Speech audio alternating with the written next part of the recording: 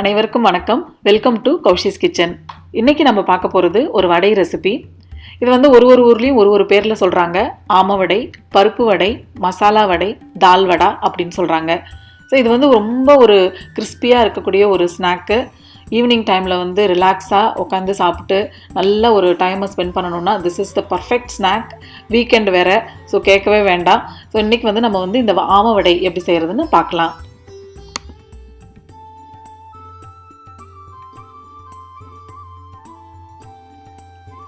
ஆமவடை செய்கிறதுக்கு தேவையான பொருட்கள் என்னன்னு பார்க்கலாம். கடலை பருப்பு 1 கப், சிகப்பு மிளகாய் 5லிருந்து 6, உங்களுக்கு காரத்துக்கு தகுந்த மாதிரி போட்டுக்கலாம். வெங்காயம் 1/2 கப் நல்லா பொடியாக நறுக்கி எடுத்துக்கணும்.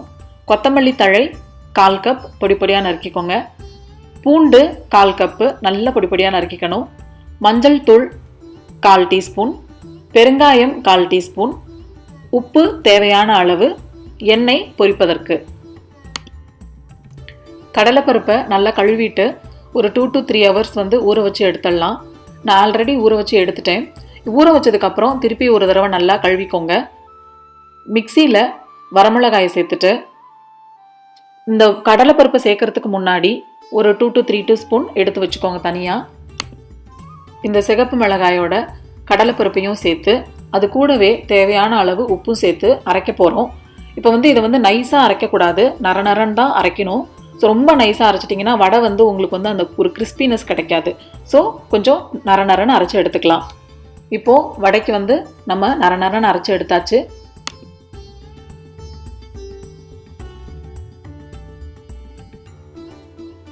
அரைச்சதை ஒரு பாத்திரத்தில் தனியாக எடுத்துக்கலாம். இப்போது கடலைப்பருப்பு நம்ம தனியாக எடுத்து வச்சுருந்தோம் இல்லைங்களா, அதை வந்து 1-2 நம்ம வந்து உடச்சி எடுக்க போகிறோம். ஸோ இப்போ இதை எதுக்கு பண்ணுறோம் அப்படின்னு சொன்னால், இந்த கடலைப்பருப்பை 1-2 உடச்சி நம்ம வடை மாவில் சேர்க்கும் போது நல்லா வந்து வடை வந்து நல்லா கிறிஸ்பியாக கிடைக்கும். இடையில நம்ம சாப்பிடும்போது அந்த கடலைப்பருப்போட அந்த முறுமுறுன்னு இருக்கிற அந்த கடலைப்பருப்பு வந்து சாப்பிட்றதுக்கும் நல்லாயிருக்கும். அதனால தான் இப்போது இது 1-2 சேர்த்த கடலைப்பருப்பை வந்து நம்ம அந்த அரைச்சி வச்சுருக்கிற மாவோடு சேர்த்துடலாம். வடை மாவு ரெடி ஆயாச்சு. இப்போ அந்த மாவில் மற்ற பொருளெல்லாம் ஆட் பண்ணுறதுக்கு முன்னாடி கடாயில் எண்ணெயை காய வச்சிடலாம். எண்ணெய் காயிற டைமில் வடை மாவில் எல்லா பொருளையும் சேர்க்கலாம். முதல்ல பொடியாக நறுக்கி வச்ச வெங்காயம், கொத்தமல்லி தழை உங்களுக்கு வந்து 1/4 பஞ்ச்லேருந்து 1/2 பஞ்ச் வரைக்கும் நல்லாவே சேர்க்கலாம், வாசமாக இருக்கும். பொடியாக நறுக்கின பூண்டு, மஞ்சள் தூள் சேர்த்துட்டு உப்பு கொஞ்சம் சேர்த்துக்கலாம். ஏற்கனவே அரைக்கும் போது சேர்த்துருக்கோம், அதனால் பார்த்து சேர்க்கணும்.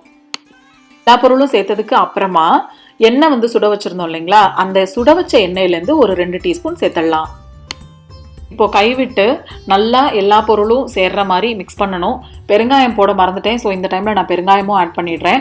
ஸோ நல்லா பிசைஞ்சிட்டு இதில் வந்து தண்ணியெலாம் நம்ம வந்து எதுவுமே சேர்க்க வேண்டாம். பிகாஸ் நம்ம இந்த வெங்காயத்திலேயே வந்து தண்ணி விடும். அதனால் எதுவுமே வந்து சேர்க்காம மாவு நல்லா கெட்டியான பதத்தில் தான் இருக்கணும் இந்த வடைக்கு. ஸோ நல்லா பிசைஞ்சு ரெடியாக வச்சுக்கலாம். எண்ணெய் வந்து காஞ்சிருச்சா அப்படின்னு செக் பண்ணுறதுக்கு நம்ம இந்த பிசைஞ்சு வச்ச அந்த மாவுலேருந்து ஒரு துளி எடுத்து போட்டு பாருங்கள். எண்ணெயில் வந்து அந்த போட்ட அந்த மாவு வந்து உடனே நல்லா பொரிஞ்சு வந்ததுன்னா எண்ணெய் வந்து நல்லா சூடாக பொரிக்கிறதுக்கு தயாராக இருக்குன்னு அர்த்தம். எண்ணெய் வந்து நல்லா சூடாயாச்சு. இப்போது நம்ம பிசைஞ்சு வச்சுருக்கிற மாவுலேருந்து வடையை வந்து நம்ம போட போகிறோம். இந்த பிசைஞ்சு வச்ச மாவில் கொஞ்சமாவோ இல்லை ஜாஸ்தியாவோ உங்களுக்கு வடை வந்து எந்த சைஸில் வேணுமோ அந்த சைஸுக்கு மாவு எடுத்து ஒரு உள்ளங்கையில் வச்சு இன்னொரு கை விரலால் மேலே வந்து லைட்டாக தட்டினீங்கன்னா உங்களுக்கு ஒரு தட்டையான ஒரு ரவுண்ட் ஷேப் கிடைக்கும். அதை வந்து எண்ணெயில் 1 by 1 மெதுவாக போடணும். எண்ணெய் வந்து ரொம்ப சூடாக இருக்கும், அதனால் போடும்போது பார்த்து போடுங்க. போடுறப்ப வந்து உங்களுக்கு நிறையா 3-4 சேர்த்து போட வேண்டாம். உங்களோட கடாயோட சைஸுக்கு தகுந்த மாதிரி நீங்கள் வந்து போடுங்க. நிறைய ஓவர் க்ரௌட் ஆகிடுச்சுன்னா வடை வந்து உடஞ்சி போயிடும், அப்புறம் மாவு வந்து விலகி வந்துடும். அதனால் மெதுவாக பொறுமையாக போடுங்க. இந்த எண்ணெயோட சவுண்டு வந்து நல்லா அடங்கினதுக்கு அப்புறமா வடை வந்து ரெடி ஆகிடுச்சுன்னு அர்த்தம். வடையை வந்து அப்பப்போ திருப்பி விடுங்க. ஸோ திருப்பி விட்டுட்டு நல்லா கோல்டன் ப்ரௌன் கலரில் வந்ததுக்கப்புறமா வடையை வந்து நம்ம எடுத்துடலாம். வடை நல்லா மொறுமொறுன்னு ரெடி ஆகிட்டுருக்கு. பார்க்குறதுக்கு ரொம்ப நல்லா இருக்குது, ரொம்ப டேஸ்டியாகவும் இருக்கும். நீங்களும் செஞ்சு பாருங்கள், எனக்கு எப்படி இருக்குன்னு சொல்லுங்கள். இந்த ஸ்டேஜில் நம்ம எண்ணெயிலேருந்து வடையை வந்து ரிமூவ் பண்ணிடலாம்.